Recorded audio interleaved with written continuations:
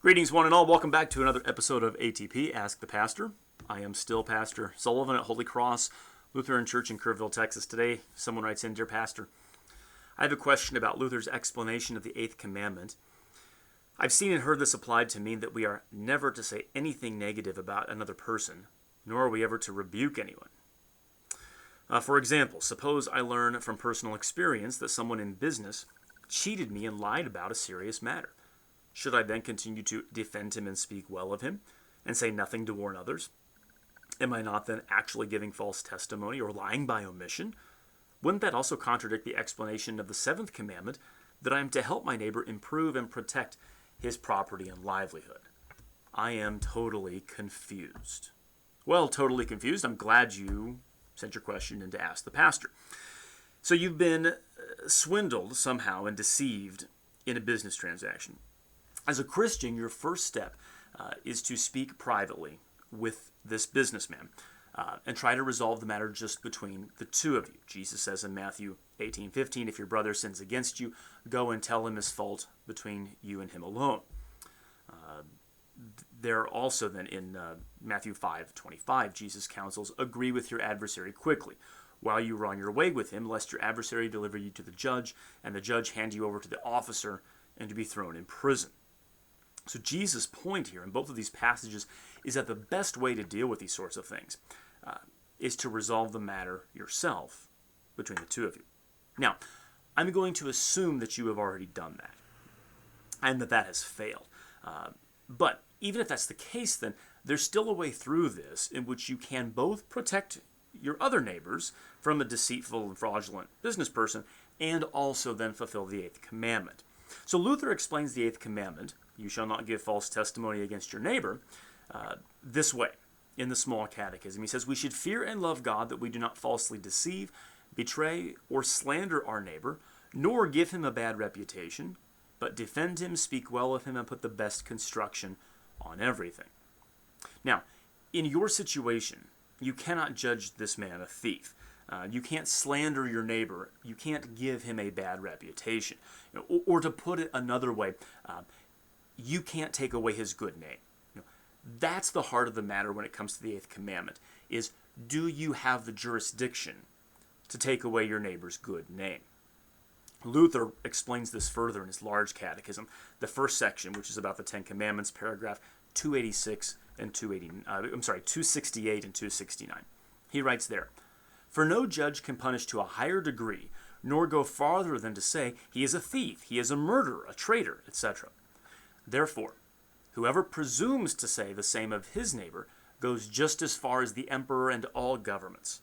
For although you do not wield the sword, you employ your poisonous tongue to the shame and hurt of your neighbor.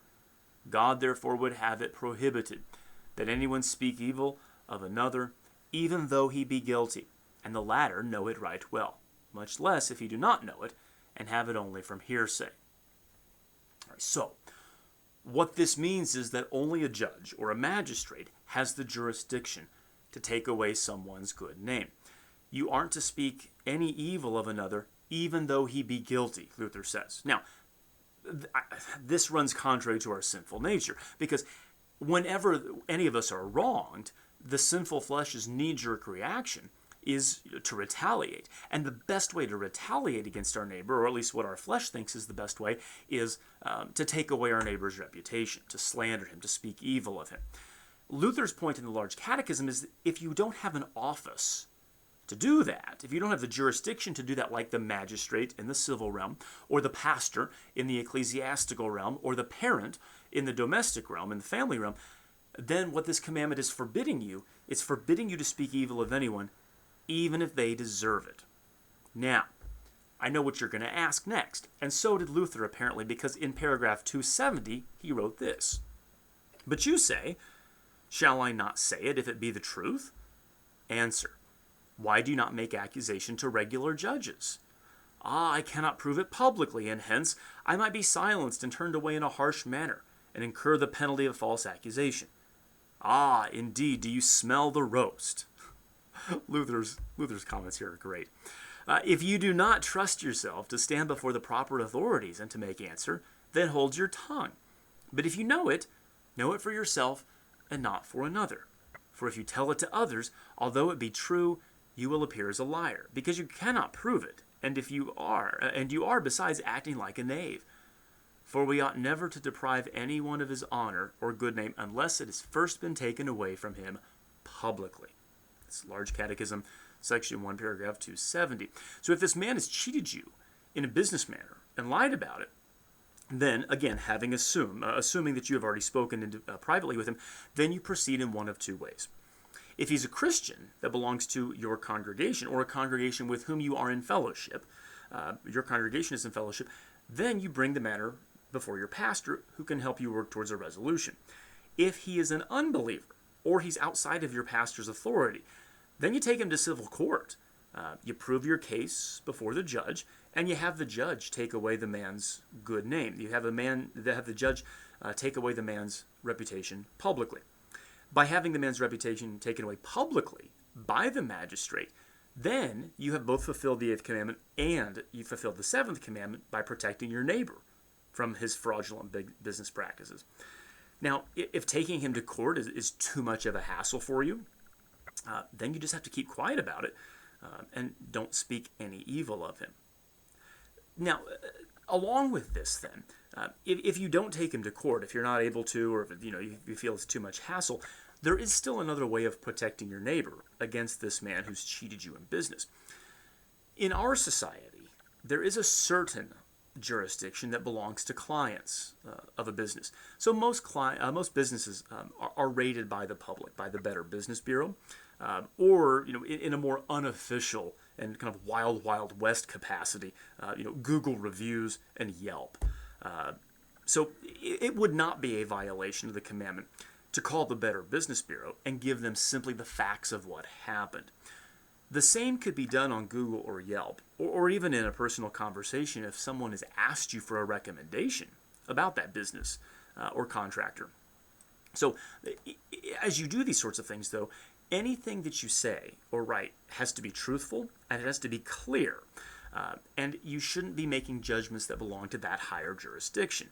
So you can tell someone, yeah, this is what happened, but you can't judge their heart. You can't say slanderous and evil things about the man.